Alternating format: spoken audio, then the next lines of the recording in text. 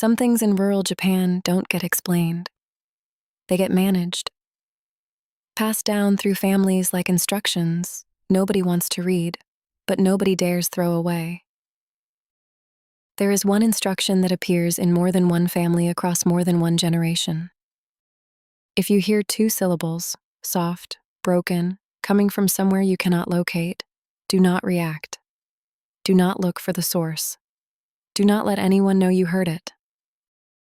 Because the sound doesn't mean something is nearby. It means something has already chosen you. Mia Tanaka was 34 years old, a landscape photographer from Portland, Oregon. Half Japanese, raised mostly in America, she had not been back to Japan in 11 years, not since her mother's funeral. Her grandmother, Oba-chan, was 87, living alone on a farmhouse property in rural Niigata. Rice fields, a low stone wall, 40 minutes from the nearest town. Mia had been meaning to visit for years. She finally went in August. Her grandmother met her at the door, held her face in both hands, and smiled. That first evening felt like coming home. On her second morning, Mia woke before sunrise, took her camera outside to shoot the mist over the fields, and heard it for the first time. Po, po, po.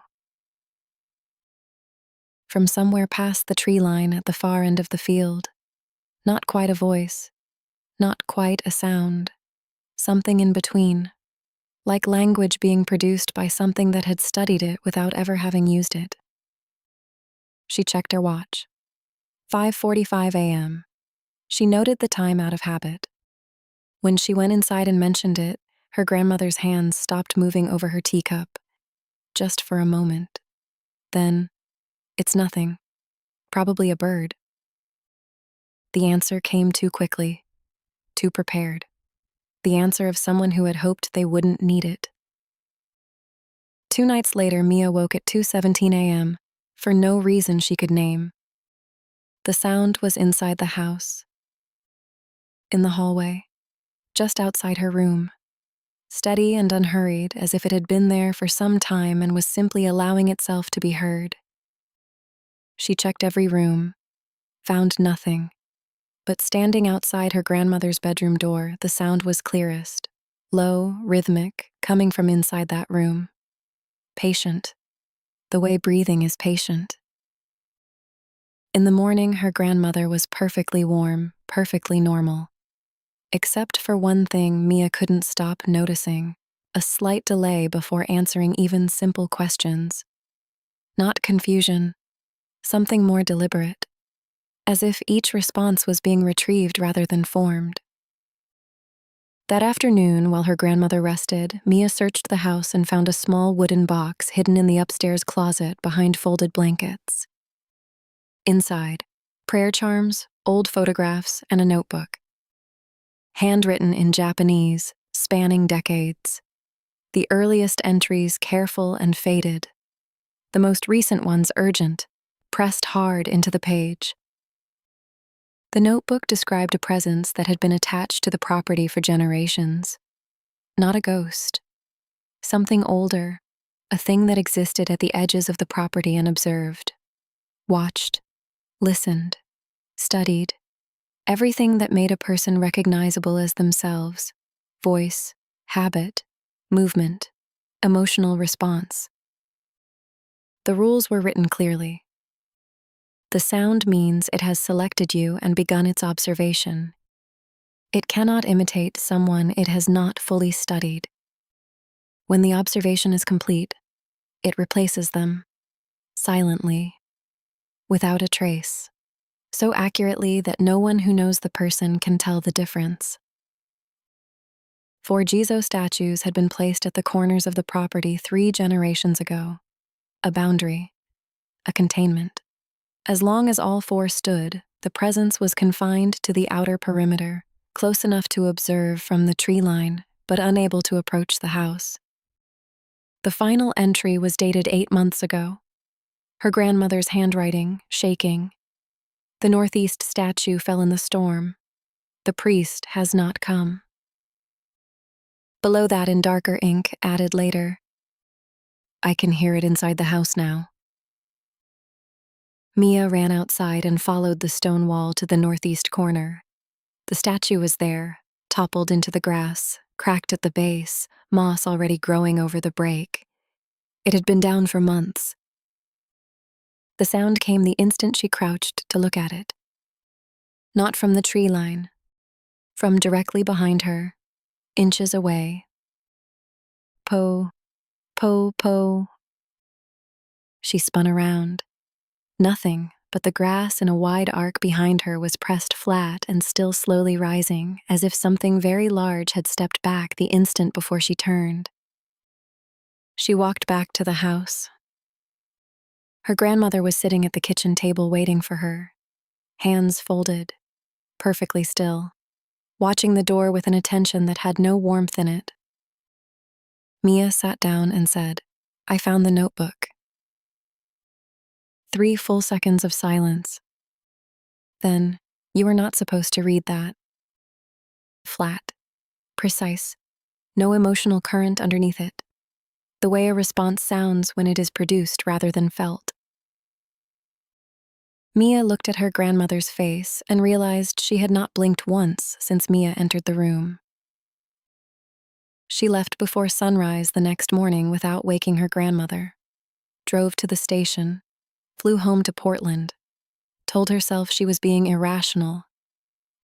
She called her grandmother 2 days later. The voice was perfect, warm, familiar, exactly right. It asked about her flight. It laughed in the right places.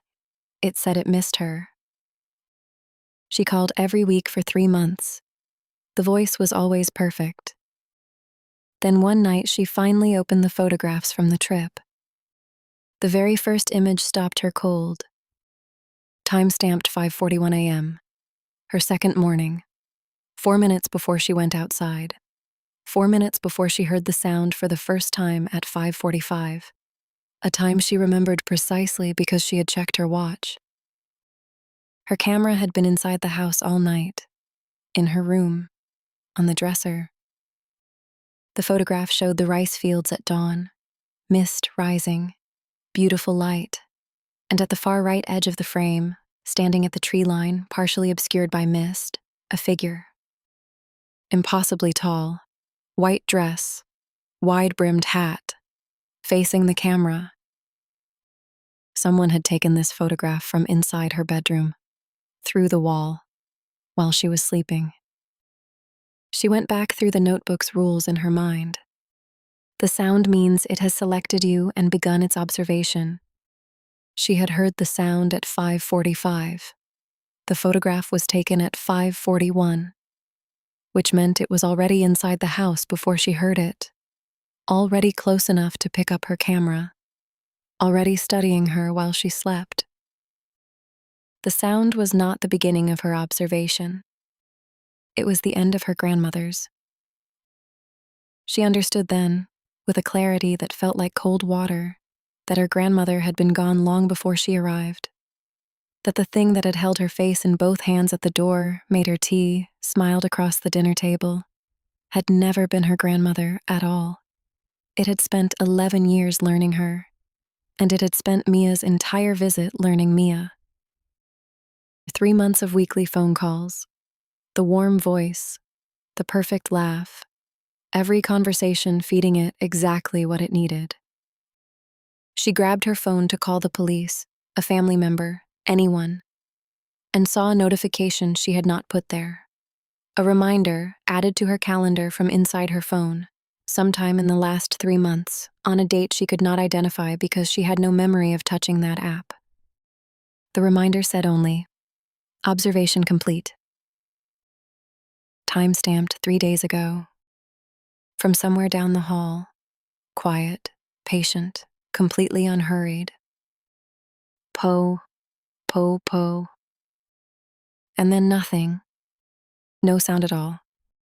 Because the notebook had said, and she remembered this now, the line she had almost skimmed past.